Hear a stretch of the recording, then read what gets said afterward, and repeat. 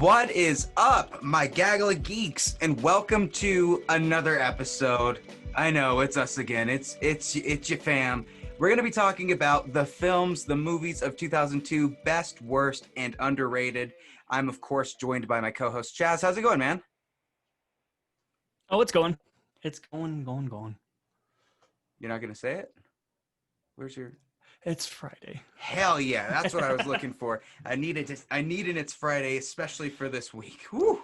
If It is Friday. If I sound insane today, it's because of things. How have you been? Oh, I've been, dude. I watched Bill and Ted last night, the first two, and I'm looking forward to watching the new one. And judging from your review, sounds like it's a pretty excellent time.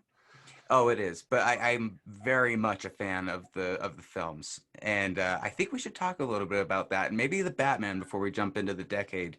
But let's start and introduce our next guest that we have here. She is an actress that you can catch on films like Proper Manners, Past a Moment, recently City of Salt.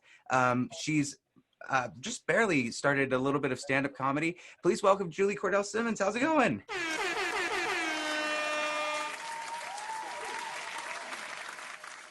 Oh, she's muted. Uh-oh. Maybe. Woohoo! Hi, can you hear me now? Hi, Kind of. everyone. It's not cutting to you. Why is it not cutting yet? Hear Yeah, I'll me? just do this because that will introduce the next person that we've got here. It's Craig from Matinee Heroes. How's it going, man? Let me unmute myself. Hey, I'm doing well. I'm finally here. Hey, this is better. There's some weeks where we don't have anyone on video and we're pretending to be a video show. Well, and there's some weeks I should never be on video. That's why I do an audio podcast. You also So- do Cast Off, which just finished its I first did season. Cast off just finished up, and you were the runner-up. You did a fantastic job all season long. So you were on the first show, you were on the last show, and you lost both of them. Yep. That's all for Craig. See you guys later. No.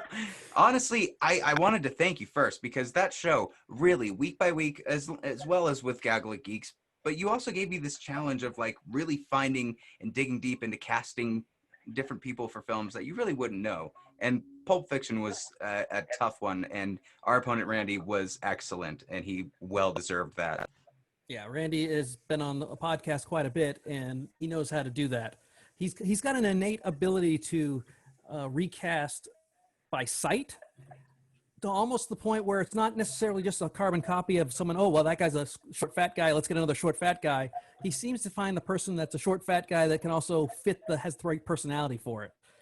So he just kind of has a magical. It was like we talked about it on the show. It was very much an analytical person like yourself. Science versus very touchy-feely. It was faith versus science, and you did a fantastic job. Though you were kicking butt. Hey, sometimes you need a little faith to understand science, and sometimes you need the back and forth. It works that way. I don't know what I'm saying. Let's talk about first of all, a little bit of back news, because we haven't really talked about news this or the past 3 weeks. But something big happened. The DC Fandom happened, and I really don't want to talk too much about the Justice League trailer, because honestly, whatever your thoughts are, those are your thoughts, and we have nothing. I literally am drained. I don't know what else to say about the stupid thing. Just let it go and we'll watch it there. But the Batman is definitely something that I want to talk about. So Chaz, the Batman. I've watched the trailer at least 5 times every day since it's come out. Like first thing in the morning, and then during bathroom breaks, and then just like cooking dinner, and before I go to bed. I love it, dude. I think it looks very well shot. I think Pattinson is the new Battinson, and I think anybody that doubted him, or Matt Reeves for that matter, owes them a fucking apology. Oh, when I was watching it, it was Lord just, have mercy, I'm about to bust. I was so into it. I loved every moment of that trailer, showing it kind of like Seven. Riddler is the Zodiac basically in this. Julie, did you get a chance to see this trailer? What do you think about it? I've been hearing about it, but I haven't seen it. But I've heard, like you said, that Patterson was good. Well, what is your take on Pattinson? Do you think that's a good choice, or what was your thoughts when you heard about it? When I first heard it, it weirded me out, honestly. But I don't know. I'm open. I like different, so maybe it'll turn out awesome. I don't know.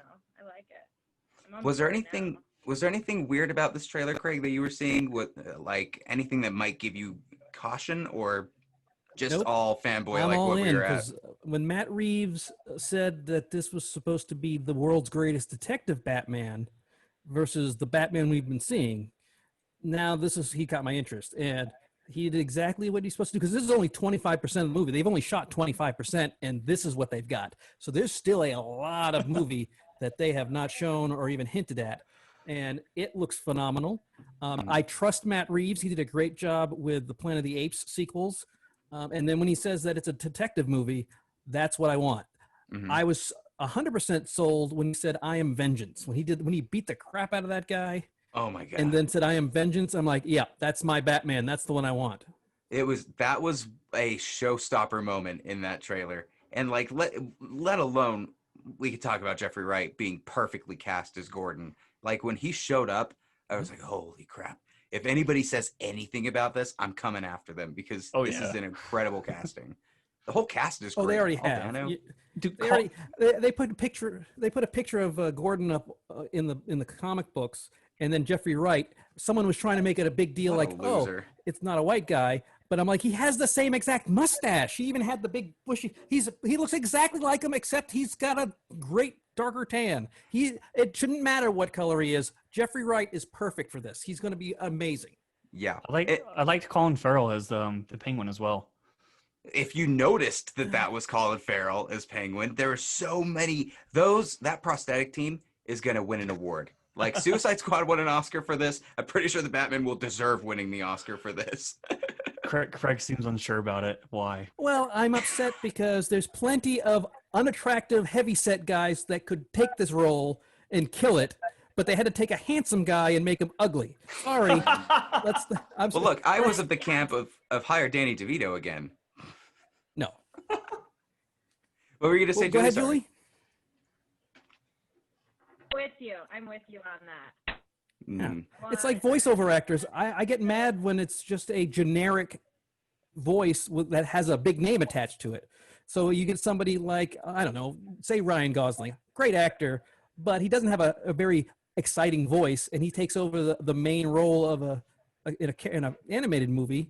Well, he's just taking jobs away from a person who's probably even better at it, more experienced, and would be a better fit, but doesn't have the name. So I get tired of it's almost like, I mean, I understand Charlize Theron in Monster doing that because it's really her trying to be, but you can't even identify that that's Colin Farrell.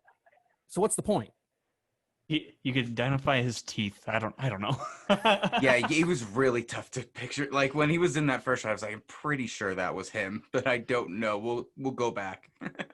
Yeah, it looked like the CSI actor. I forgot his name, but And regarding Jeffrey Wright, here's my issue with the stupid idiots that are going and putting up Gordon comparisons. We just also got announced at Fandom that they're going to be featuring the first African-American Batman.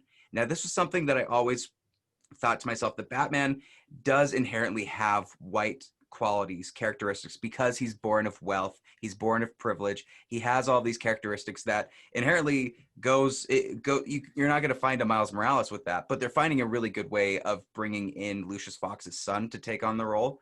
But when it comes to Gordon, this guy could be any color and it does not matter. As long as you are the grizzled cop that's trying to do good and has to deal with this freak dressed like a bat that just keeps showing up, which appears like they're going to have a lot to do with the police, and with like he's backing Pattinson off of like a ton of cops that he's about to fight for some reason. There's like a fight club down there.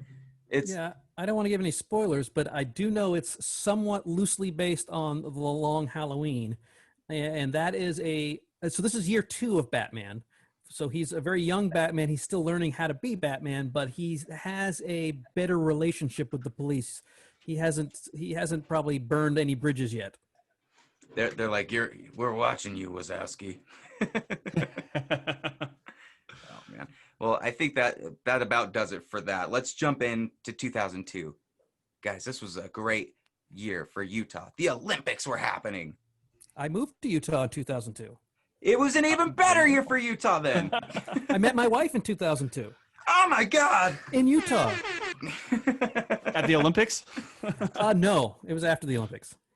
Oh man. Well, I'd like to first ask all of you, where were you in 2002? We already got Craig here, but Julie, what were you doing in 2002, and what were some of the movies you were into? 2002, I was in college and at SUU, and my parents were up here in Salt Lake, and throughout like the Olympics, I never came up and went to like anything. I hung out at school. I regret that. Who did Olympics in your town? I stayed at school. Anyway, I didn't last very long after that. Well, that's okay. I was too young to care about the Olympics back then, to be honest. But some of the movies that I really liked. There was a time. Yeah, I think it was part of it. You know, it was like, all right, you know, everyone's got their berets and their Jello pins. I mean, the pins were kind of cool. Mm-hmm.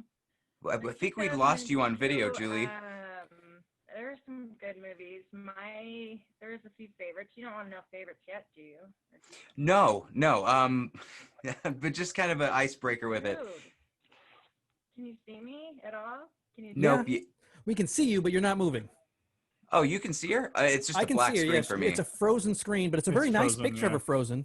Well, there you go. Your eyes are open. You're smiling. You look lovely. That's an actress right there. Even when she doesn't expect it, she's there ready. There you go. She's There back.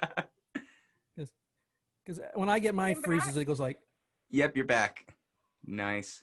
Oh, Zoom. How wonderful. Hopefully one day I'll be able to get you guys in to do podcasts and stuff. But until then, Zoom. Chaz, what were you doing in 2002? I was in second grade. I know. I want to, Chaz, I from the very bottom of my heart, please go fuck yourself. Dude, I actually remember going to the Olympics, though. I remember my mom waking me and my sister up super early, like 4 o'clock in the morning, right, to watch the torch or whatever. And I couldn't see anything. And this total stranger, like held me up onto his shoulders. And I saw the torch. I remember that very, very much. But I also remember watching a lot of movies with my dad at that time, testing out his surround sound. So this will be a fun conversation. And Spider-Man was my go-to because that was who it was geared toward. So, yeah. Very you cool. were the prime demographic. That or Master of Disguise. I remember watching that plenty of times. But Turtle. That's all I remember from that whole movie. We are going to talk about 2002 movies, aren't we? Woo! When you hear 2002 and Dana Carvey film star, that's very dated of a reference. Well, there was at the drive-in, they had Masters of Disguise and The Crocodile Hunter back-to-back double feature. Because I remember unfortunately going to that because there was nothing else to do. Oh God, I'm excited. Awful. Well, how do we start this? I say we start by me kind of giving you guys a little bit of brain teaser. I have with me 1, 2, 3, 4, 5, 6, 7. I've got a lot of sounds of trailers that came out in 2002 of movies that we know and love, but do you know them well enough to be able to tell just by a little clip from the trailer what they are? That's what I would like to find out today. So do you want us to yell it out as soon as we know it or wait until the entire clip is done? I would say wait until the entire clip and then, yell it as it goes or whatever. I feel so bad, though, because Julie sounds a little bit lower than everybody else. So, Julie, yell. Exclaim. Oh, yeah. Come on, boys. Yes. All right. So we're going to start with the first one, which was a childhood favorite of mine, but let's go. No one has the guts to stand up to him. It's payback time. Color dot.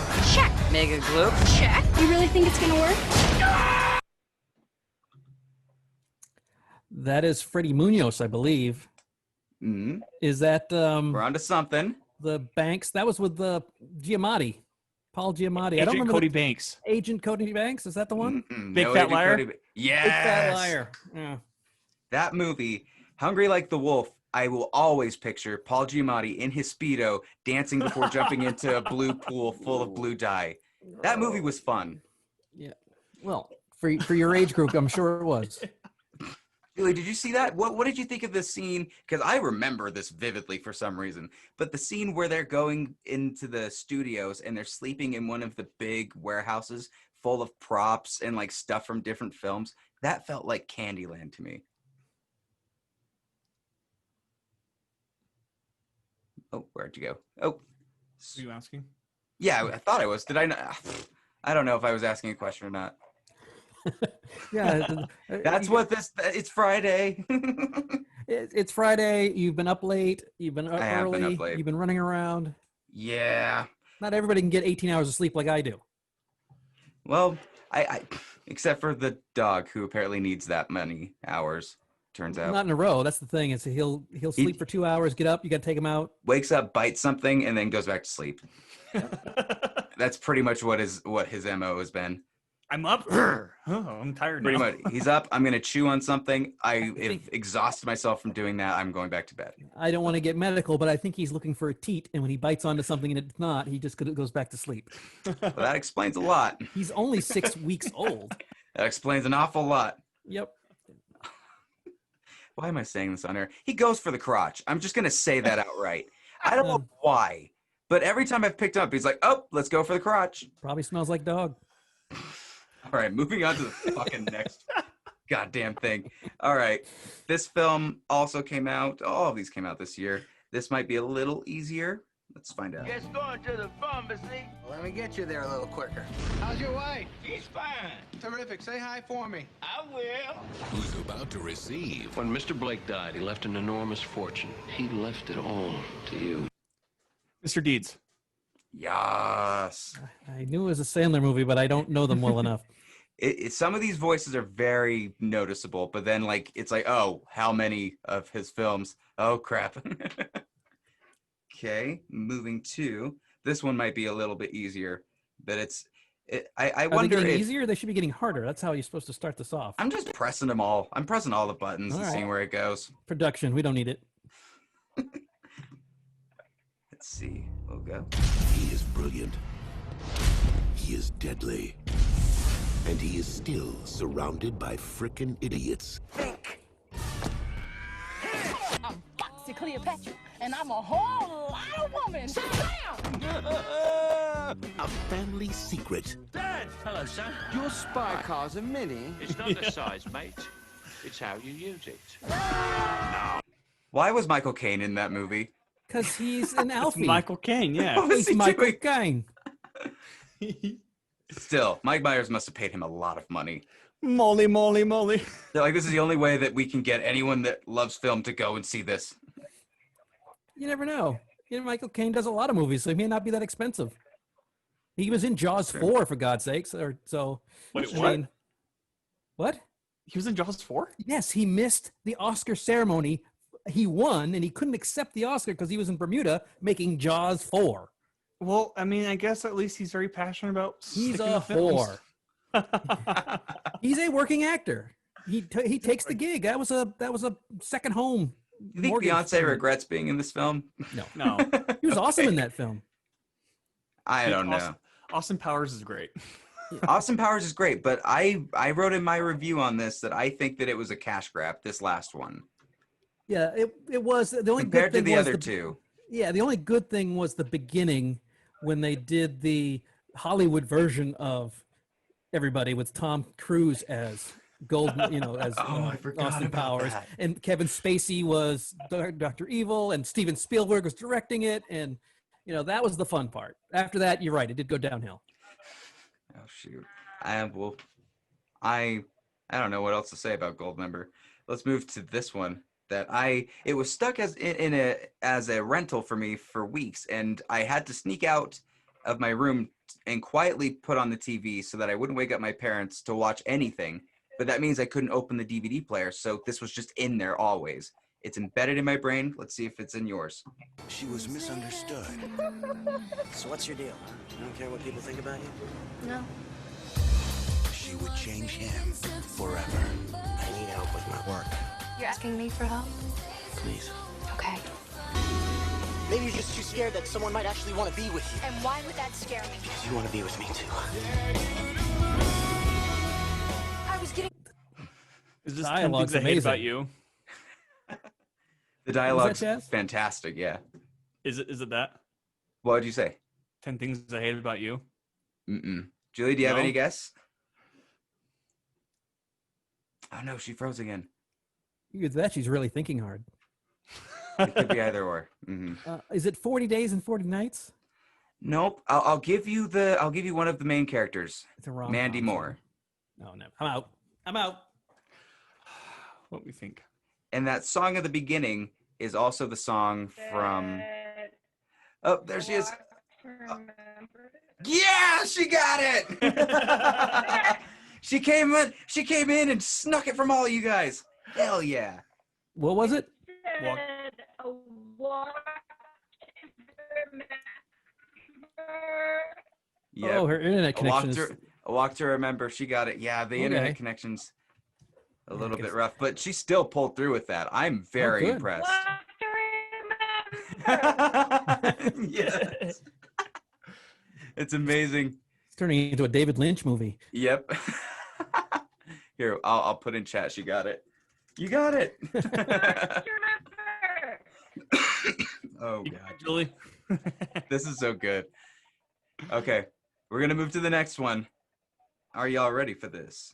In a land of mysterious beauty, in a time of extraordinary legends, in a place of ancient secrets, the greatest hero the world has ever known is about to kick his first butt.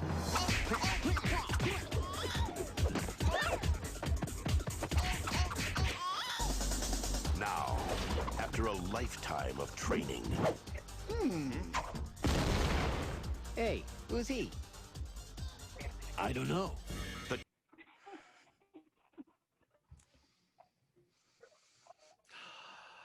That was an awful soundbite to have. Is that an animated? uncomfortable. No, it's not animated, but it was made with a toothbrush budget, a toothpin or toothpick. I don't know what the word is, but it came out this year, and it is stupid funny is the best way I'll put it. But there's a lot of kung fu. It's stupid though. I'll say it. Kung Fu. You think it's Kung Fu Panda? No. No, I think he knows. I think he knows. He just didn't say it. Oh. When Batman punches somebody, what's the noise it makes? Kung Pao. Yeah, Kung Pao into the Kung fist. Pao. Yes. Yes. First bit is a baby beating the crap out of someone, and it's the most disgusting, horrid CG nightmare that you'll ever see, except for The Mummy Returns. See, I never saw that. I saw that always on my parents' like what do you call it? Like table in their living room from Blockbuster. I never saw it though, but I remember the cover. I love this film for more than one reason. Not because they decided to cash grab with The Matrix and do that cow slow motion thing when he was shooting the milk at him. Yeah, that scene's in it.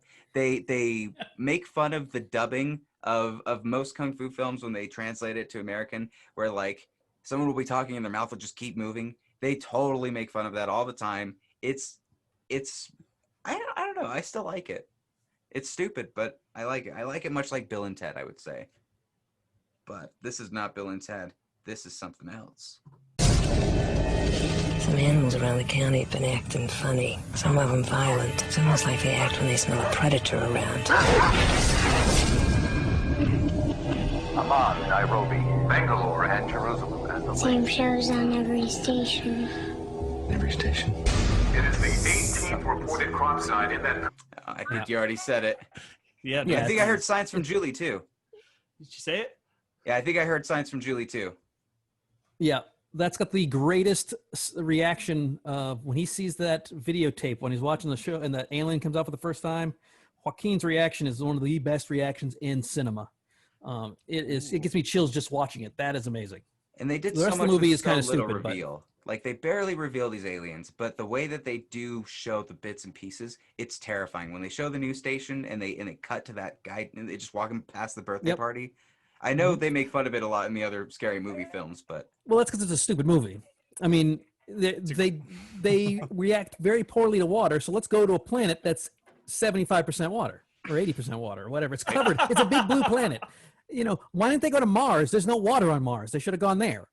Well, speaking of water, or I guess a form of water.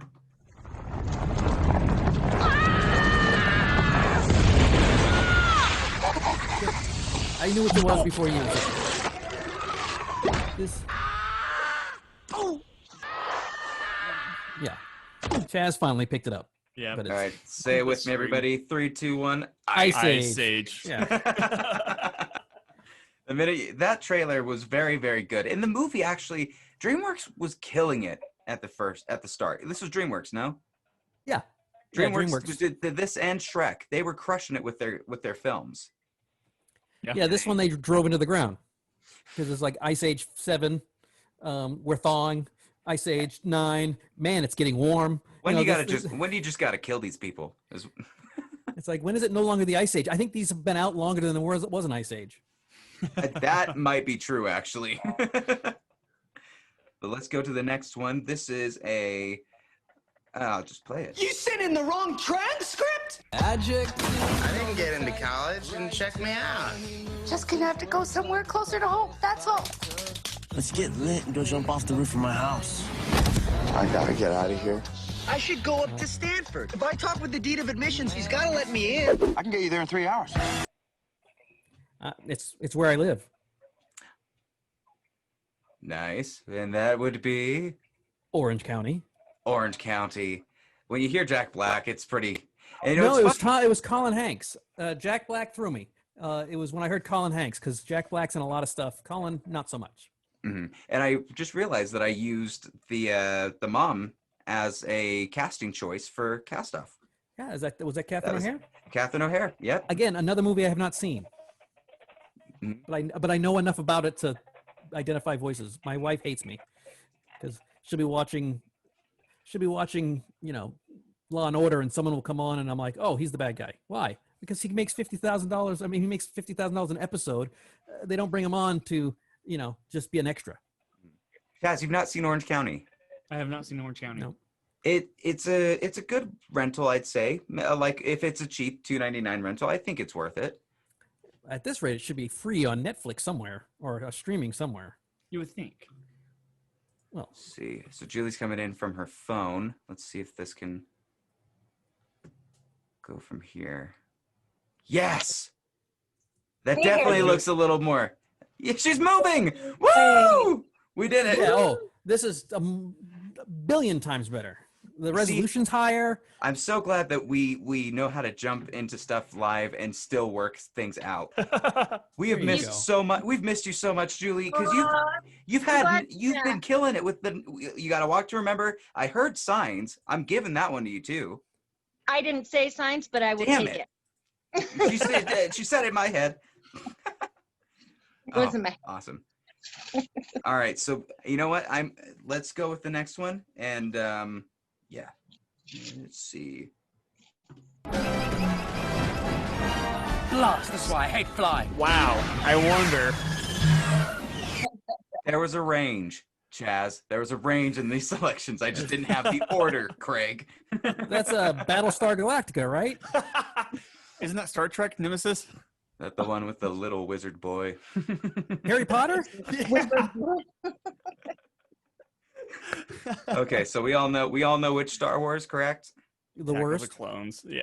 We got to talk about Attack of the Clones. I think I'm using these as their segues into some of the films from the year. The least popular film, but I don't know. Natalie Portman was a big part of my sexual awakening, and Attack of the Clones was a big part of that as well. Even if it gave me horrible advice on how to woo a woman. Let's talk about sand. Yeah, just say you hate sand, and then you'll roll around on the grass with her, kind of rapey like. Oh, sorry, milady. Yeah, and she knew him when he was 6 years old, so that's the creepy part, because she is obviously not the same age. She's about 8 years older. Not that that's a big deal. The age difference is not the big deal. It's the fact that when you know someone at 6, and then you meet them later on, you're not going to be attracted to them. Yeah. It's the especially not Hayden Jacob Christensen from Twilight effect. Oh, yeah, it could be that. Maybe she's just a pedophile. I imprinted on him. What could I do? What did you do? What is he, a duck? What do you printed on him?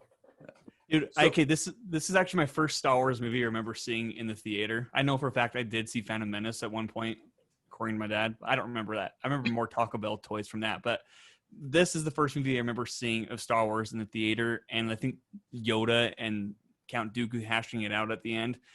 That was like such a blur to me. I was so fascinated, and for that, this is not my least favorite Star Wars movie for that matter. Well, that is a cool scene. That is definitely when he's like, little old man, wah, wah, wah, wah, wah, and then little old man. How was it different in the college? I used him in realm? my talks for a long time. How is it different in the college sphere, Julie? What were people saying about Star Wars back, like, because we were young, we were very impressionable. We took what we could. Yoda fighting, I got it. But what about the people that kind of were like? And I was already way past college, so don't go talk to me.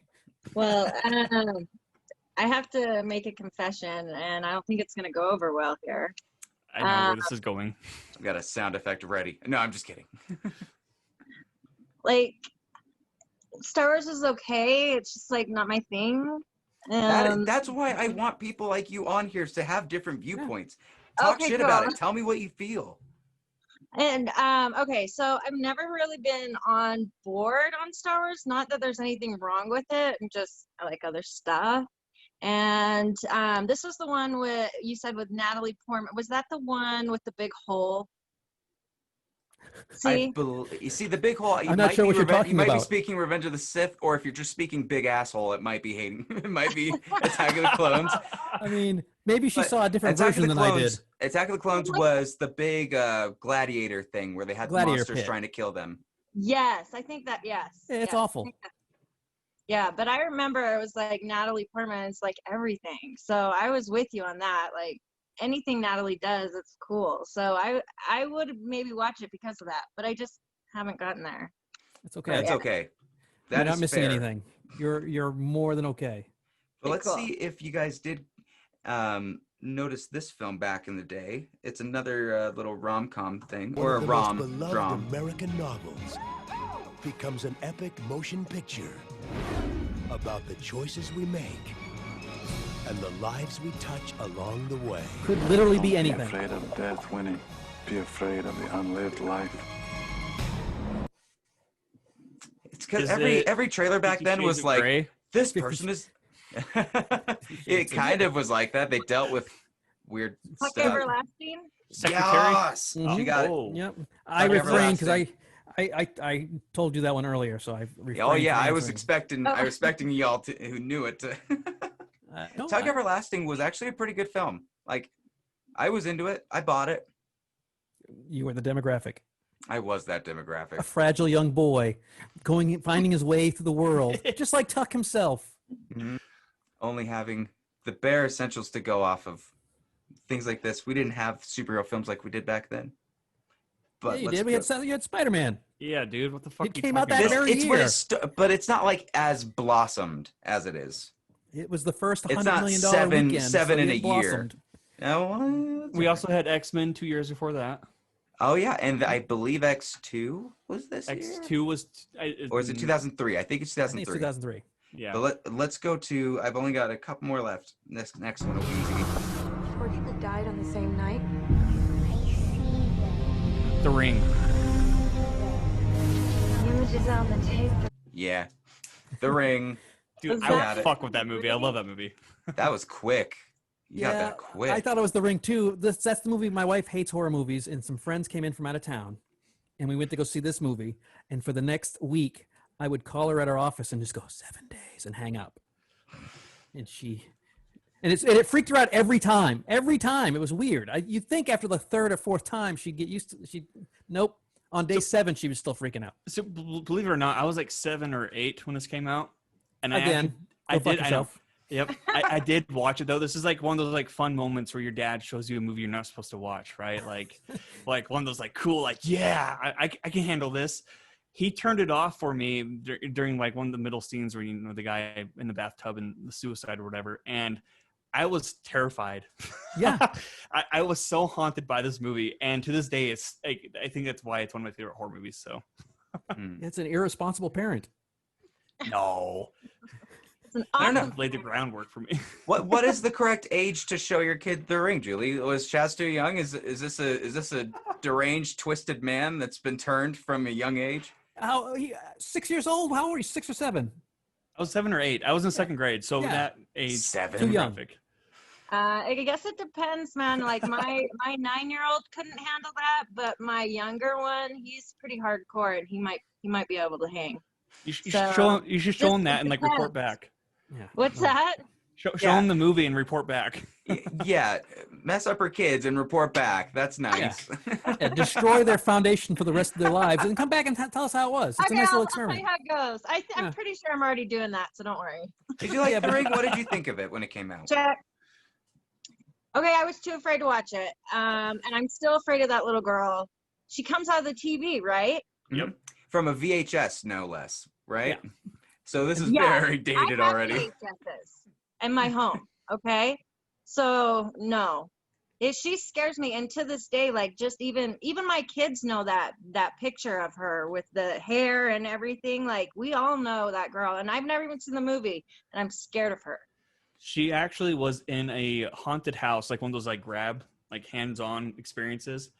And I walked into the room and I saw the TV, and I'm like, dude, she's gonna be in her well. Like, I mean, that's she wasn't in her well. She was under the bed, and she grabbed my ankle, and I freaked out, and I ran into the other room. No. If you're in a room and you see a static TV, look for a well. That's the first thing you do. Duh. Where's the well? Okay.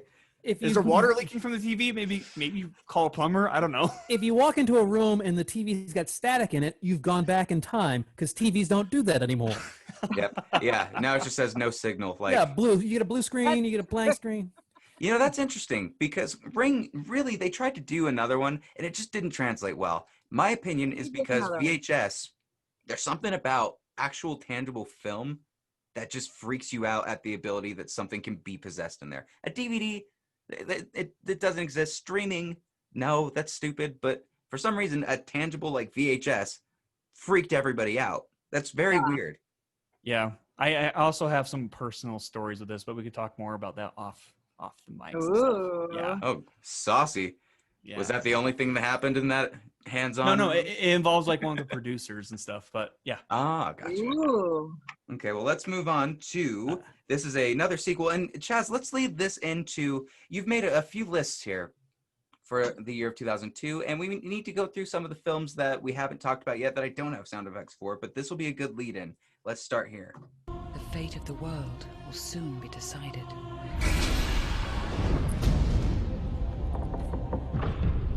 The dominion of evil grows even stronger. Yeah, that's Lord of the Rings. Mm. I forgot Which that one? on my list. That's the Twin Towers. Yep, that'd be the two towers, not the Twin Towers. The two towers. The Twin Towers are gone at this point. It's 2002. The two towers. I didn't put that on my list. Surprisingly, I did not put that on my list. Yeah, you did.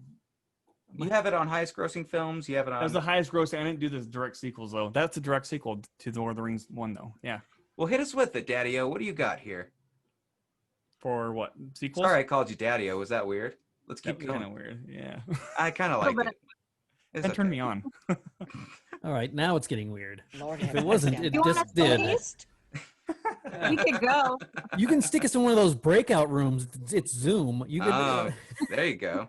Make sure you just remember you're streaming. Are you talking about? Do you want to talk about like the sequels that came out in 2002? Yeah. Okay, so we got Lord of the Rings as you played. We also have. Here come the man. We have Star Wars, which we already covered as well. Attack of the Clones, Episode 2. We have Men in Black 2. Oh. We have Spy Kids 2, The Island of Lost Dreams. Oh gosh, slow down. What? No. Yep. Fuck that movie. Yeah, okay. Even as a kid, I was like, "Fuck that movie." We also have the Santa Claus 2. Okay.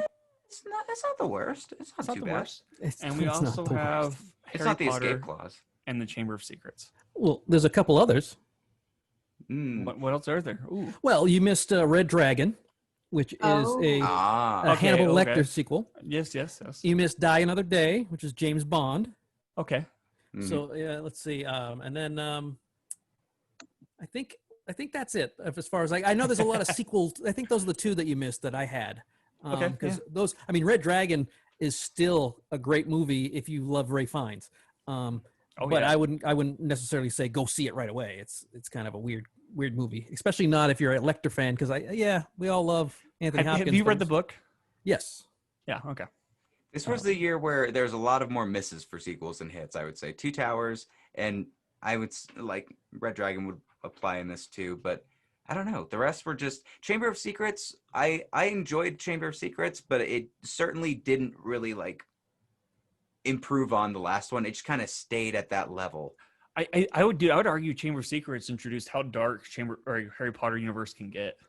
I would counter Prisoner of Azkaban does that. Well, Prisoner of Azkaban definitely tops that, but like Chamber of Secrets is a lot more dark than the Philosopher's Stone or Sorcerer's Stone, whatever you want to call it. It's the level. It goes from 0 to 7, and then it goes from 7 to 9. So it's not that big a thing. It's not like a Richter scale where it gets bigger exponentially. Yeah, that's true. Well, let's start with what our favorite movies of 2002 are. And Julie, I want to start with you. What were some of the films that were your tops of the year? Okay, so some of mine were Catch Me If You Can. Yeah, it's very good. Leo, ever since Titanic, I've had a thing for him. So anything he's in, he can't go wrong. I think he's everyone's hall pass. You're thinking of Craig, don't shake your head. Yeah. My wife's not a big fan of Leo. That's okay. I'll take him. She's more of a Ben Affleck guy. Ew. No offense. But, she doesn't like Boston guys. Between Leo and Ben, I think one of them has been in more alleys than the other. I don't know. More back alley fights and brawls and stuff. Okay. I don't know. I don't know what that means. One's got an amazing back tattoo. That's what I'm saying. He probably got that from the back alley that he was staying at. Oh, I didn't know. It'll look really good. Make it a phoenix. Oh, I didn't know you were talking about a euphemism. Oh man, Catch Me If You Can is a great pick. That was the first film I actually got to see early in a theater, and just sparked the whole thing. It was just like I can be in here and no one else is here, and just sit and watch a great film. And the score is great. Well, John Williams is so used to these big elaborate orchestral scores, but he's got that 60s music down perfect. It's very catchy and poppy, and it was great. And Jennifer Gardner makes a brief little appearance in there before she made it big. Not only that, Amy Adams is in there. You've got who else? There's Tom Hanks's iconic joke, "Knock knock, who's there? Go fuck yourself." It's one of my favorite lines of the whole movie. You want to hear a joke? What else do you have on there? Okay, for like most underrated, Made in Manhattan. This is with Jennifer Lopez, another hottie, Matthew McConaughey. I loved that movie. It was so cute. So cute. Was that Matthew McConaughey before the all right? No. That was after that was after. That was a lot after. Yeah. All right. That all right was pretty much the beginning of McConaughey. You need to watch that movie. Have you seen that movie? Yes, Dazed and Confused. No, Made in Manhattan. Oh, no. Which one are you talking about? Both. Which have you? Yes, both actually. Okay. Nice. Well, he's changed a lot. Yeah, he has. The reconnaissance was a huge thing. Everyone talked about them. It called it the reconnaissance. Yeah, but that wasn't until like the last 5 years. This is well before the reconnaissance happened. Yes, that's very true. This is him in the middle of his wallowing in rom-com days. He was halfway through his second all right at this point. Yeah. Failure to launch, if you will. Right. Oh man. Well, what was your worst film then, Julie? So I picked a worst film, and now I feel guilty about saying it because of some of the social things going on today. But I picked Crossroads, but I feel bad because now, like, things going on with the Save Britney stuff. Yeah, so I'm like, I don't think that's bad. But is that rude? Nah, Crossroads was a pretty yeah. It was torture. Who else was in that? It was her and who else? Now you're gonna make me. I No, know. that's how the bad the sequel. movie is. She can't even remember, and that's not her fault. That's the movie's fault. Both of the other girls did go on to do more successful movies. I mean, they never. I don't think they really hit like A-list, but they did. Their career didn't end there, so that's good. That's always a plus when it's not a career ender. Right? Well, Craig, let's move it over to you. What are your top, bottom, and underrated? Well, all of a sudden, this got weird. Mm. Top, bottom, and underrated. Well, for me, we already talked about one of the best. I think that The Two Towers is the best movie of the year. But things like Gangs of New York by Scorsese with Daniel Day-Lewis was fantastic. For me, there's a lot of Robin Williams that is not normal. So he did Insomnia, which was a Tenet movie where he plays a bad guy, and then he plays another bad guy in 1 Hour Photo later on that year. So that was, and then we've got K-19 Widowmaker with Harrison Ford, who I love to death. But one of the things that I think that are, when we go to the underappreciated ones, the two that I have is Road to Perdition with Tom Hanks, Daniel Craig, and Paul Newman, where Tom Hanks plays basically a hitman serial killer. He's very good in it. Jude Law's in it as well. It's an amazing movie. And My Big Fat Greek Wedding. I love that movie. It's adorable to watch. I like movies that are sincere and goofy, and that one is so goofy, but you can tell that it's made with love, and it's being trying to be as sincere as possible. And Nia Vardalos is just amazing. So, yeah. I will always, and I think I saw that was the first official movie that my wife and I went to see, and when we were dating, and I was the only guy in the theater. And I knew I was in Utah because as we're watching the movie, the first 2 minutes, they say that she's 30 years old and unmarried, and the whole audience went, "Oh, no!" Not being from Utah, 30-year-old is no big deal. But she was. That was the worst thing, is that she was unmarried at 30, because everybody else is like snuck away. They're 22. They snuck away from their husbands for the day. That's so funny. Speaking of Utah, there was a 2002 film that was very popular in specifically Utah, The Singles Ward, that came out in 2002. Figure I have to say that because most people that are watching this are from Utah, and maybe they'll be like, I want to know about that. But yeah, fuck that movie now. Let's move to Chaz. What was your top, bottom, and in between? I don't even know why I'm saying it like that, but let's just hear it. You're making it sound like an online dating. Yeah. I have three. I have three of each category, okay? Nice. So, like Craig, Lord of the Rings is probably my all-time favorite of that whole year. Then The Ring, which I mentioned, and that's just because probably of my age group. I mean, if I rewatch it, I still get kind of spooked. I'm like, yeah, that's actually a really good, fun horror movie. I'm seeing a pattern. Yeah. It's ring after ring after. Yeah.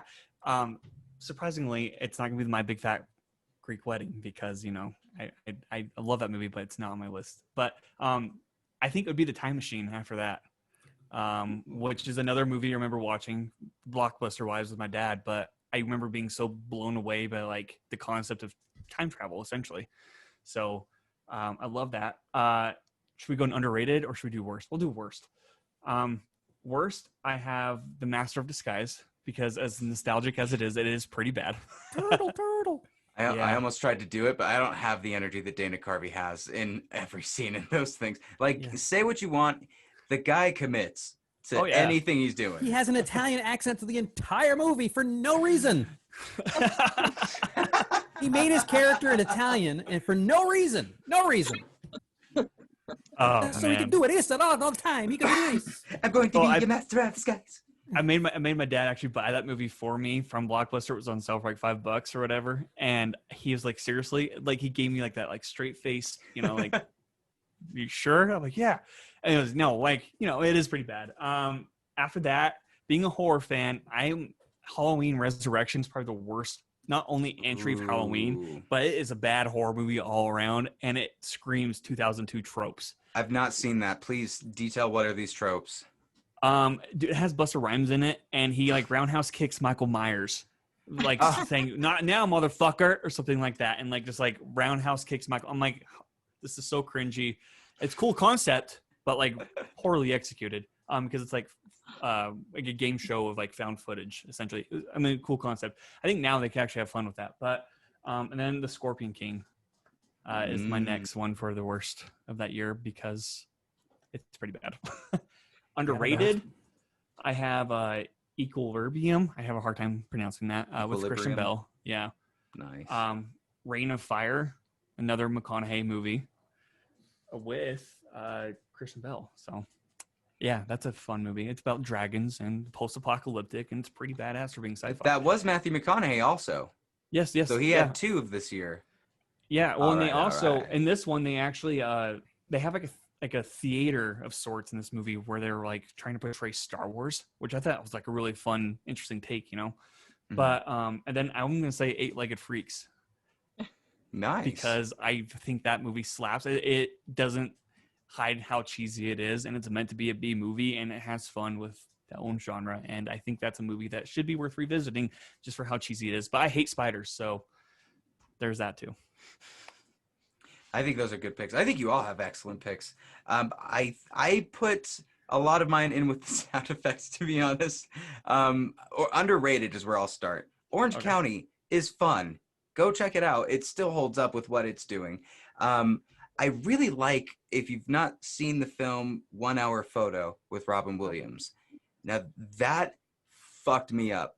And it's one of those films that even now, even though it's dated, and I don't really think this position exists anymore. No, it does not. And it was going out at then. Yeah. Yeah. He was the 1 Hour Photo guy, but it's all about stalking and terrorizing people. And it's so close to like the films that we see now where it's like the creepy stalker for like an Instagram celebrity, like Ingrid Goes West or stuff like that. It did a great job. And it's Robin Williams in a very different light. Yeah. And still kills it. Minority Report came out. Very good movie. 2 Spielberg movies. Well. Yeah. And I think that one, I wouldn't say it's properly rated. Like most everybody that have seen it has seen it, and they loved it. But I don't know. I just really enjoyed Tom Cruise in that film. He really pulled off with that. I like what were they called? The people that could sense precogs. Precogs, exactly. Precognition. Yeah. One of the worst films, though, I'll agree, is fucking Spy Kids 2: The Island of Lost Dreams. What is that? It's atrocious. What is the thing that the villain said? He's like, do you think that if God saw his creations, he would cease to exist, or something dumb like that? And some of the lines in there are ridiculous. I don't know why this one got a sequel, why this existed and kept going, and then Shark Boy and Lava Girl is coming back. Yeah. Sequels they only make sequels because it makes money. Right. It doesn't mean it's good. Sometimes it's good. Right. Mm. Money and action figures. Yeah, it's inconsequential whether it's good or not. It's just how much money it made. Very true. And I went for my 7. For my top, I actually went with Catch Me If You Can. I think that's one of Spielberg's best, and like I think it's my top 3 of his. And there's so many Spielberg films. This one, I just feel it hits the mark. Leo DiCaprio and Tom Hanks, their chemistry is off the charts. Like, they need to make more Leo memes from Catch Me If You Can. Yes. They've been doing a lot of Tarantino stuff. It's time we move into where else he's been going. So those are my picks with it. But now let's go kind of through what some of these lists are. The Bourne Identity came out this year. We have, I guess, Blade 2 came out this year. Is that true? Yep. Hell yeah, dude. And that's supposed to, as people say, I'm not a big Blade fan, but I guess Blade 2 is the best of all the Blade. It's Guillermo del Toro. It's supposed to be an amazing superhero movie. I think I've seen it once, but it's a vampire thing. It was like, But from what my co-host Alan lives and swears by it. Yeah, dude, it's like vampires and raves and shit. Like strobing lights and blood squirting out everywhere. Was that the way the blood comes out of the sprinkler system? Yeah. Yeah. Okay, I have seen that then. What about the hot chick? Oh, you guys watch the hot chick? Do we want to talk about the hot chick? Rob Schneider had a career in the 2000s, didn't he? No. What happened? He did. He's doing. The Animal was last year, I think. And yeah, he just kept going. And this had Rachel McAdams in it, which I believe they had to have taken. Was this before or after Mean Girls? This is before Mean Girls. Before. Yeah. Before, interesting. I was Yeah. assuming that they picked her because of Mean Girls. Anna Faris was involved in this, who I think they probably got from Scary Movie because that was happening. Yeah, but that makes more sense that Anna Faris is in this than Rachel McAdams. That's true. Because Anna Faris is in those kind of horrible, Yeah.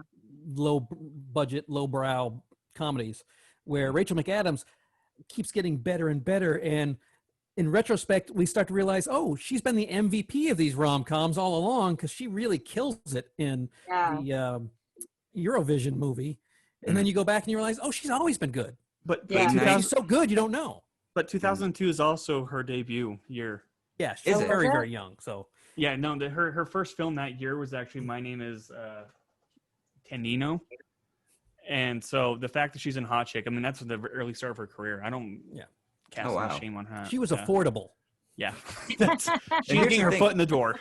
Yeah. She really does pull out with comedies. Game Night, she was incredible in that one. Love Game Night.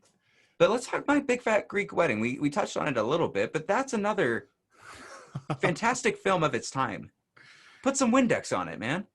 It's not only of its time, but it highlights a culture that I don't think a lot of people really know. I grew up near a Greek Orthodox family, and I have a lot of Greek Orthodox friends. So for me, it's very nostalgic, and it's like, oh yeah, I know people like this. But unless you grew up in a specific neighborhood in Chicago, and a specific neighborhood in New York, and a specific neighborhood, I don't know if people like in Utah or in Florida know about how, Windex. You put Windex on everything, or how Greek families are. So it was not only of its time, but it's also of a culture that a lot of people don't really know about. It was just, like I said, super sincere, super sweet, and super funny. It still holds up. I actually I rewatched that about a month ago on HBO, and it still holds up. Very good. A very young John Corbett. Yeah, I love though. I think I laughed so hard when the brother is playing pranks on her fiance, and he's like, "How do you say this in Greek?" And he's like, "Oh, you say it like this." But it turns out it's like, "I have one testicle" or something like that, or 3 testicles. I thought it was really funny and just innocent humor almost. Well, that kind of humor is very indicative of Adam Sandler, but he did also do another film this year that is not humorless at all. Punch Drunk Love came out in 2002. That is good. That's a very underrated Paul Anderson, right?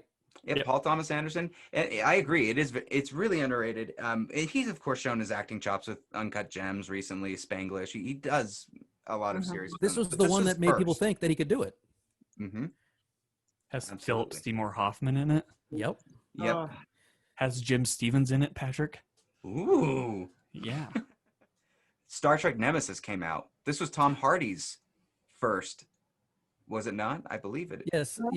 He's a very young and he plays Patrick Stewart's opposite, or the clone of Patrick Stewart, whatever that movie was trying to do. He's a very effeminate bad guy, which is fine. But it's is this the one where Data gets at the end? So again, my wife and I go into the movies, and I remember when that happened, someone from behind us, because it was opening night, went, "No!" And it was like, really, dude? Come on. But it was a pretty mediocre movie, but that was always memorable when someone screams that out. You know what a movie is that's very outdated? Julie, you were talking about Crossroads with that being a little bit tricky now. Sweet Home Alabama is very not okay now. Patrick Dempsey got shafted. She went for the Confederate soldier that totally didn't want to be near her for years, and just I don't like it. No one else sees that. No one else sees the problem there. I see the problem. I just haven't seen the movie since it came out, so I can't remember it as much as you do. So, well, your ability to retain rom-coms is amazing. I know, right? It's pretty awesome. I have one superpower, and it's not very usable unless we're talking about this. Hey, we also saw an acting job from Sir Marshall Mathers. Oh, that's right. Oh, yes, which leads into the sound effect. You're still at that Little Caesars over in Warren? Nah, I'm down in New Detroit stamping now. He got fired from a pizza place. Or at least That was Michael Shannon. I totally forgot that Michael Shannon was in this film. Yeah. Oh my god. He's the sleazy boyfriend. What a role. Yeah, that was a thing. That was a definite thing. That song took over. That song took over the year, I would say. Yeah, Eminem was so huge back then. So huge. Everything he did. Mom spaghetti. Love it. Somebody on YouTube, every time he's about to rhyme, they just put in Mom Spaghetti, and the whole song is just Mom Spaghetti. It's pretty great. That's good. Scooby-Doo came out that year. First live action of Scooby-Doo. Oh, R.I.P. Written by James Gunn. Creator of Scooby-Doo just passed away yesterday. I don't remember. Joe Ruby? Yeah, let's see real quick. I believe, Joe Ruby, the co-creator of Scooby-Doo. 87. So he lived long. He lived a good life. Fun fact, though. Is that why you wrote Rut-Row on the 2002? That's why I said Rut-Row. Fun fact, though. So from a podcast, James Gunn was talking about Scooby-Doo because he did write it. It was originally geared to be more towards the adult audience and possibly R-rated. Oh. And they actually had to CGI the shirt over, what's her name? The orange shirt, Valerie? Velma. They had to CGI her shirt over her cleavage because initially they shot it with the adult audience in mind, and there's a lot more marijuana references. But the studio wanted it to be more kid-friendly, so we got a PG movie instead. Was that Linda Cardini? Yeah. Cardellini, I think. Cardellini, yeah. Cardellini. She was a great Velma. I think that film was a pretty good attempt, even with the studio interference. Oh, for sure. I do get in those times. Like I think right now they'd be like, no, emphasize it, but make it cheeky so that only the parents get it. Well, if the Banana Splits can be a horror movie, then they can make Scooby-Doo a little more adult. It's true. Was Banana Splits a horror movie? Yeah, they just redid the Banana Splits movie. Came out last year or the year before, and they did it as a horror movie. Yeah, at the theme park that they worked at. That's terrifying. Well, if you grew up with them, because I grew up with the Banana Splits, they were just like interstitials between cartoons, and then they turned them into these serial killers at this amusement park, and it was fully licensed, and Hanna-Barbera or whoever's in charge let them, so it wasn't even like a ripoff. It was a full-on. Sure, go ahead, take Banana Splits. Here's a permission. Yeah, go at it. You know what film we are forgetting that's kind of one of the top ones? Gangs of New York with Martin Scorsese. Craig talked about it, yeah. Oh, you did? Shoot. Yeah, it was one of my favorites. Well, we didn't talk about it enough. It's Daniel Day-Lewis. Yeah, Holy the crap. Butcher. Bill the Butcher. What about Cameron Diaz's performance in that, though? A lot of people, fans. Everybody did a great job. I mean, that was Cameron Diaz's movie. Like first. She gets a serious role to really chew her teeth on now. Yeah, yeah. Oh, for sure. And I believe this was in between her Charlie's Angels films too. So it's really good that she got to jump out and be like, Scorsese film, please? Then I'll go do your Charlie's Angels. But right now, Stuart Little 2 came out. Okay. I liked the first one. Hugh Laurie. Mm-hmm. What else? Oh, Chicago. Why haven't we talked about Chicago yet? Renee Zellweger, Catherine Zeta-Jones, Richard Gere. A star-studded cast. Music that still bangs today.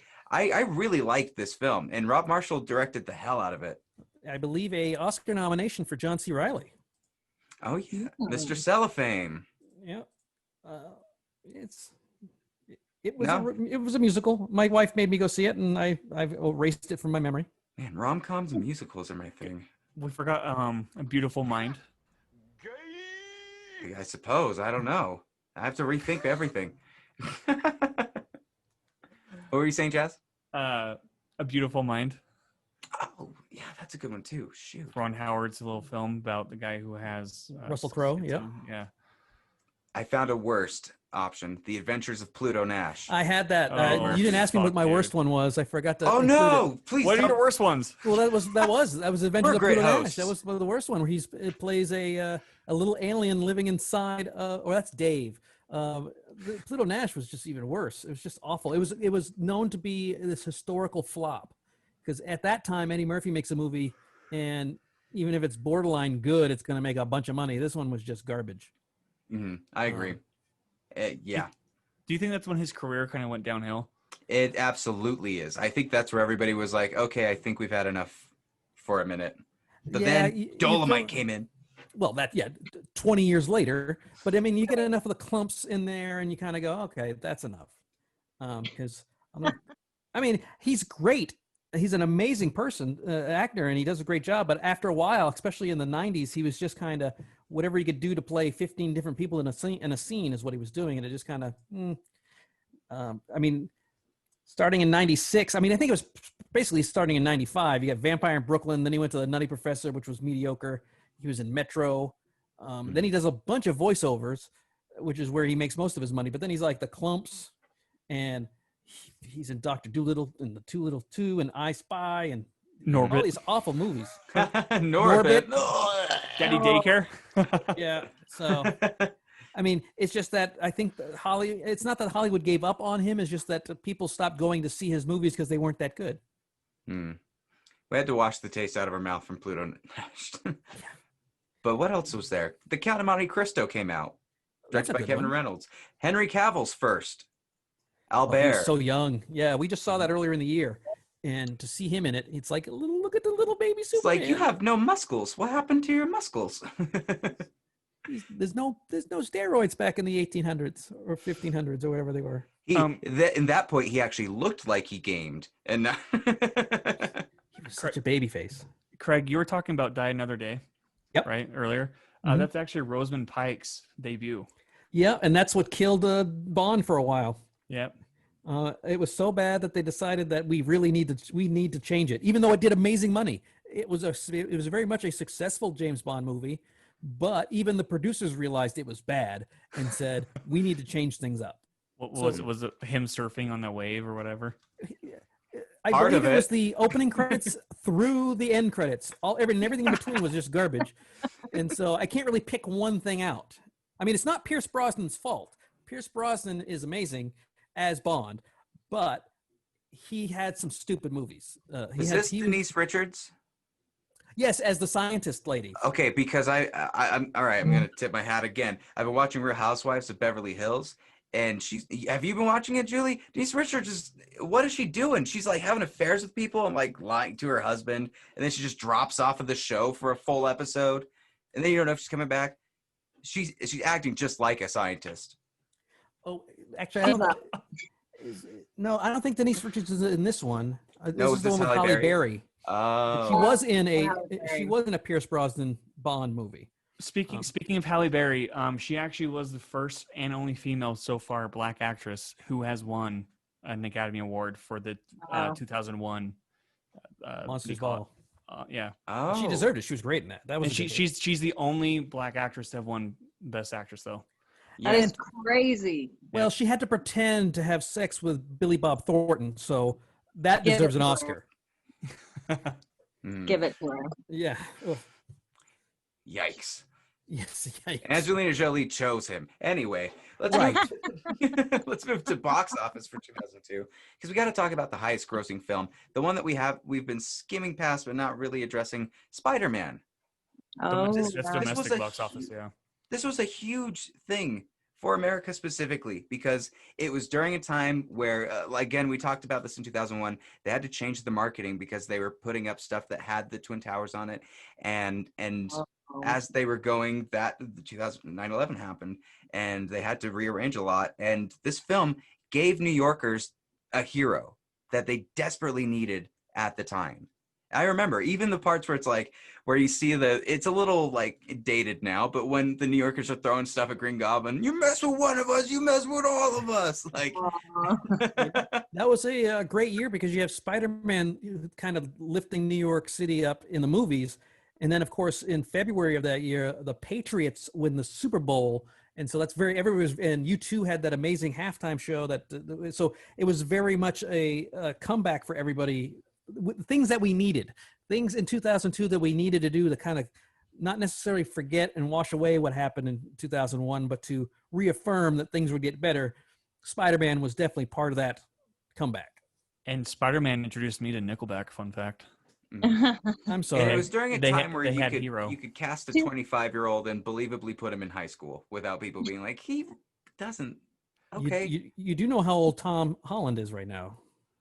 Yeah, but he's cut down into the shape, you know? Yes. Well, it's just a matter of casting. There's plenty of people on the. Did you watch Riverdale? Yes, but those people are all 45-year-old people. I'm talking. They cast Joe Manganiello as Flash Thompson in this, and it looked like a 40-year-old was trying to beat up a kid. It was Yeah, but- really rough. He was just a big guy, but I think Joe was only, because Joe's like 40 something, so he would be 20 something then. So yeah, they did that all the time. Fun fact about those two on the set. He was talking a lot about during Spider-Man, the filming, that Tobey Maguire, I don't know if people realize this, but he's a dickweed. No, we can agree. Yes, Tobey Maguire's a massive douche. If you've seen the film, Molly's Game, yep, Michael Cera's character is based off of Tobey Maguire. It's rumored. It hasn't been confirmed, but it is heavily rumored. The horribleness of that character is embedded in Tobey. I'm just kidding. But he was on set apparently doing something during the cafeteria scene, and Joe was sitting by the crew, and he looked at one of them and he's like, "How much would you pay me if I punched that guy right now in the face as hard as they could?" He did not like Tobey Maguire on set, and the crew were like, "We would pay you, but you're gonna kill our star. Don't do that. We all need money. Dude, we need if paychecks." halfway through shooting, maybe on the last day. Just like a subtle, like when they do the picture. Oh no, sorry. Whoops. That's a wrap, everybody. We're done. The Spider-Man was number 1, Star Wars 2, Harry Potter 3. It signs at 4. My Big Fat Greek Wedding surprisingly hit 5. It was a very big popular film, more than Lord of the Rings: The Two Towers, which was right after that. It was a massive hit, and it was made for like nothing. Don't forget. Mm-hmm. That's why they love these kind of movies, is because they make them for like $15 million, which they don't even do anymore. I wish they would make $20 to $40 million movies, but they don't. They either make no budget or $100 million. But this was back when you could make a $15 million movie and make how much was it? 180? How much was the? Let's see. How much, you got it right in front I don't of you. have that there yet. We've only got the box office. How much did Greek Wedding make? Greek Wedding made 223 million. So, wow. Yeah. So they probably, add a couple zeros to the times of profit. And somehow Hollywood probably found a way to make it a financial failure. But there is some dispute with My Big Fat Greek Wedding where the production company got sued by the actors and crew because there was some money disputes. Yeah. Yeah. Oh, wow. I'm sure there is. But Big Fat Greek lawsuit. They don't pay sometimes. That's the other thing about low budget. Sometimes they screw you. And maybe they'll pay in gold, member, because that was number 7 after Two Towers. Man, we had taste back then. Men in Black 2 followed closely by Ice Age and A Beautiful Mind rounding out at 10. That's all domestic though. If you want to talk about worldwide, Lord of the Rings kicks ass. Which just tells you what the difference is between, oh boy. Well, this is a time where China's not really involved yet. Because because like compared, Lord of the Rings made about 218 million domestic, but worldwide it made about 936 million. Yeah. Wow. Orcs translate universally. Who else are we missing that were debuts from this year? I see that Kevin Hart started in Paper Soldiers. Kevin Hart, Kevin James. Anthony Mackie was in 8 Mile. I totally forgot about that. What was Jesse Eisenberg in? Roger Dodger. All right. Okay, then. And Alexis, how do you say her last name? Tuck Everlasting Girl. Beetle. Traveling Pants Girl. I'm not going to get it. Oh, well. Alexis Beetle. Let's see. Is there anything else we want to look through here? I think we've covered all of the top films. 2002 was a nuts year as far as what they were bringing out, but they had heavy hitters, and there's more to come. They also had Jason versus Freddy. Ooh, no, Jason X. When Jason goes to space. Yeah. Yep. Which Fast and Furious, it's only a matter of time when we're going to see another. Fast and Furious is going to space next. Didn't they confirm it? No, I thought in the trailer they're swinging from trees like that. They tied a car to a tree and swung King of the it. Crystal Skull. Thinking of Indiana Jones. Eventually it'll be space. They'll be like, we can't get off this ship because my family is there. Didn't they start off being like VCR thieves? Yeah. Like they stole VCRs? I don't know how they got to this whole franchise. Like they're on 5 or F10 now after this movie. Yeah, but F9. it's not just it's how many. F9, yep. They went from stealing VCRs and being this little gang of to this whole to now international fighting terrorists, global stealing DVDs and VCRs that the FBI was fully interested and engaged in. They were like, we need to take them down. It was so serious. When you watch it now, it's like, really? I only saw one Fast and Furious movie. That was the most recent one because I was forced to for a podcast. Well, I forced my wife to watch all of them just this last month. I don't know why. You're still I did married. It. Good for her. Yeah, right. That's why we got the dog. No, I'm just kidding. It's an I'm sorry present. I think Fast and Furious is dumb fun. It can be fun as long as you've switched your brain completely. Don't even have it on standby. Turn it off, and you'll. Everybody like goes, "Oh, once you see 5, you have to wait until 5, and it really gets good." And I'm like, if I have to wait until 5 movies, that's 10 hours of bullshit I gotta suffer through. Or when you get to 5, and then you explain to them, well, number 3 is actually number 8, and Yeah, if you that's go all. back. No. Yeah, and then they choose in the 7th installment to bring back somebody from the 3rd who's aged like 20 years at this point, but they're trying to recreate the scene from back then, and it just looks awful. Like, what else? What are we talking about? Fast and Furious. 2003 is up next. Chaz, are you excited for this? I am excited for this. This has been a fun journey going through these years and a nostalgic trip, I would say. Like just looking at where things were at the time, what we were watching, what the cultural sphere is like. Thank you all for coming on. I really want to thank both my guests. Julie, please tell people where you can find you and what you're working on. I think I saw that your Beatrix Potter Must Die is the new film that you're working, a short film. I just got done with the Hive Collaborative does a really cool the 10 show where they had 10 different scripts, 10 different filmmakers, and then you got to audition on like a Tuesday, and then we had to film on a Wednesday. They had to edit and then get it done by the end of the week. And so Beatrix Potter Must Die, that was the one we just did. And yeah, that was a lot of fun. And then they're going to be doing season 3 here in a little bit, so that'll be fun. And then you can always find me. I'm on Facebook and Instagram, Julie Cordell Siemens or J Cordell Siemens. Awesome, and check her out in City of Salt. I know that that's out now. That you can rent it and check it out there. And please come on again when we can have you for the full thing and not have to deal with the Zoom. Sorry about that. Don't be sorry. That's nothing to do with you. It's everything to do with technology and it being 2020. Craig, thank you for coming on. Sure. Thank you for putting me into Cast Off and you put yourself in. You put me back. You earned in. your way to the finals. You put me back in. I put you back in because I was running out of people. You're right. It started off with 3 people each episode, and I realized I only have 6 people I know. So this is going to be over in 2 episodes. So I better go head to head versus 3. And thus I brought you back because you were not the worst. You were the middle of the first episode. But you were the first episode, possibly the last episode. You were great all the way through. Well, hey, Matinee Heroes, what are you guys up to? What was the last episode that you guys were working on? Well, Matinee Heroes episode's going to come out in about 5 hours.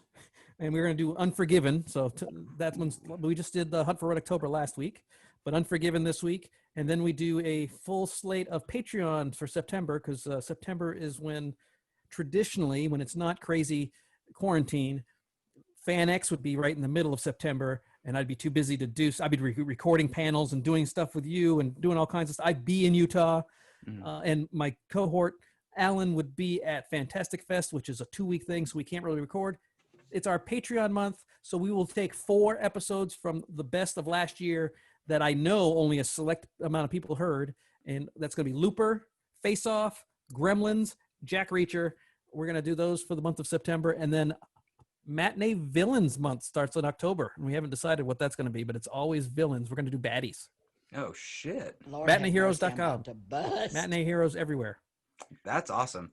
Please check him love out. Leslie. And go back and watch Leslie Jordan? I think Is that Leslie Jordan? Yeah. Yeah, he's awesome. I love him. Please go check out Cast Off. Go watch the previous episodes. Go support his Patreon. Like, they are one of the best shows out there right now, Matinee Heroes. Chaz, over and under Artists Expose, we have a new episode up, and where can the people find you? You can find me on Twitter, Instagram, and Letterboxd. So, yeah. New episode of Over and Under every Friday.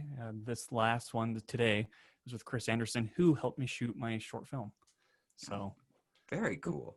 Well, I'm gonna close this off by giving you guys the best line I can because Bill and Ted Face the Music just came out. Yeah. Be excellent to each other and party on, dudes. We'll see y'all at the next Party review. on. Take care.